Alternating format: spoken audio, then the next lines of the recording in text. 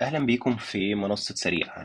في السلسلة دي هنشرح إزاي تقدر تعمل متجر إلكتروني من خلال منصة سريع، من غير ما يكون عندك أي خبرات في البرمجة أو في الأكواد، وإزاي تقدر تدير البيزنس بتاعك بمنتهى السهولة، وإزاي تقدر تتابع عمليات الشحن بتاعتك وتتابع المدفوعات بتاعتك بمنتهى البساطة.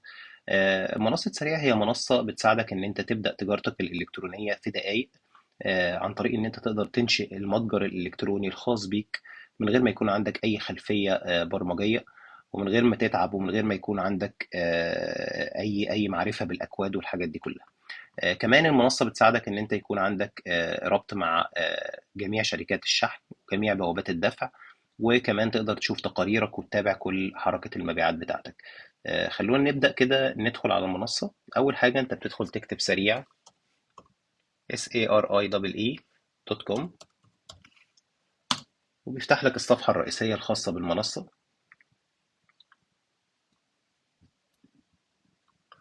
كده دي الصفحة الرئيسية الخاصة بالمنصة. أول ما بتدخل عليها بيبقى فيه زي تعريف بسيط، ده فيديو تعريفي بالحركة الطبيعية بتاعة التجارة الإلكترونية من أول عرض منتجاتك، وده اللي المنصة بتساعدك فيه. وبعد كده تخزين وشحن وتغليف المنتجات.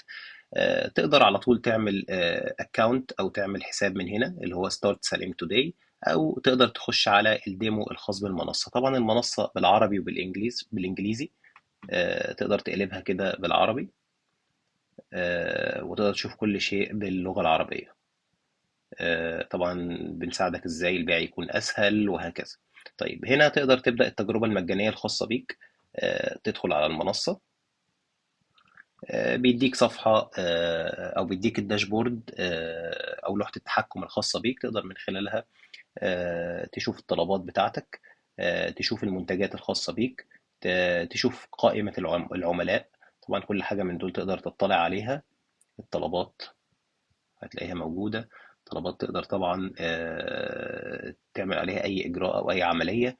نقاط البيع أو اللي هي البي او اس، اختار مثلا فرع من الفروع، يبتدي يظهر لك المنتجات الخاصة بيك في نقاط البيع. عربات التسوق المتروكة، لو في حد من العملاء دخل اشترى من خلالك ومثلا ما كملش عملية البيع، تقدر تعمل تراكنج أو تقدر تعمل تارجت للعميل ده. طبعا المرتجعات والمنتجات، تقدر تلاقي كل منتجاتك هنا بالشكل ده، ايه النشط وايه اللي مش نشط وايه المفعل. تقدر تحمل اي حاجة في شكل اكسل. انواع تصنيف المنتجات. كمان تقدر تشوف العملاء الخاصين بيك وتتابع معاهم. تقدر تتابع عملية الشحن، مناطق الشحن طبعا اللي انت بتضيفها هنا، ومواقع تحصيل المنتج او البيك اب لوكيشنز، وكمان طلبات التوصيل الخاصة بيك بتلاقيها في هذه الصفحة. المخزون بتاعك، طبعا دي المستودعات اللي عندك، وطبعا لو انت بتنقل من مستودع لمستودع. خصومات او البرومو كودز، تقدر تعمل خصومات او برومو كودز للعملاء بتوعك. المشتريات، طبعا هنا بتلاقي كل العمليات المشتريات اللي انت عملتها، والموردين، وطبعا المرتجعات. هنا المتجر الخاص بيك، تقدر تلاقي طبعا المدونة بتاعت المتجر، البلوجز اللي انت عايز تضيفها على المتجر، والدومين لو انت عايز طبعا تشتري دومين من خلال المنصة، بتقدر تعمل بحث على الدومين وتشتريه وتربطه في خطوة واحدة على طول. تحط اسم الدومين وتعمل ربط، الموضوع بيتم بمنتهى البساطة. وهنا ده دليل الإعدادات الخاص بيك. طيب ده كده باختصار المنصة. في الحلقات اللي جاية أو في السيشنز اللي جاية هنشرح بالتفصيل كل حاجة من دول دورها إيه، وإزاي نستخدمها بمنتهى البساطة. شكرا ليكم.